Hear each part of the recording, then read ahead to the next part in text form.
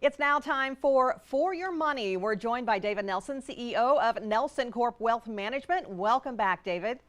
Thank you very much. Appreciate it. Well, let's get right to it. In late 2020 and into 2021, we saw value stocks outperforming the market for the first time in years. Now, lately, that doesn't seem to be the case. Talk to us a little bit about that.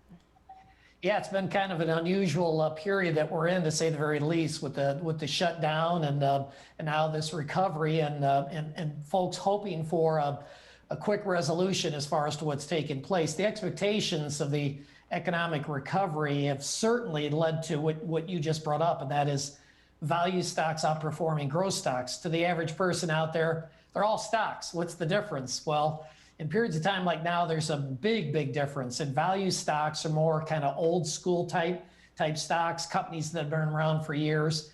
The expectation was that they're going to do much better. The airlines, a good example, hotels, things of that nature that really rocketed as far as the early part of the year. I brought along a chart. If you focus on the red, that would be the value stocks, the composite. The blue is going to be growth stocks. And as we see on the left, this is just this year, on the left-hand side, the red really did much better up until fairly recently, last month or two. And so that would be the value stock trade. Things were working. People were excited that we're going to be moving forward. And all of a sudden, now we see the growth stocks overpowering it because people are concerned that this new variance is going to be a real challenge.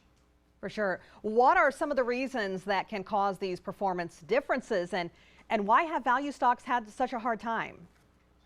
Interest rates would be the quick, simple answer. And when analysts try to establish a value for a stock, what they're looking at primarily is cash flows, and the cash flows can be impacted in a pretty significant way as far as when we talk about interest rates. They really can impact that value stocks more negatively than growth stocks. Okay, now should this be something viewers think about when they are deciding how to allocate their investments?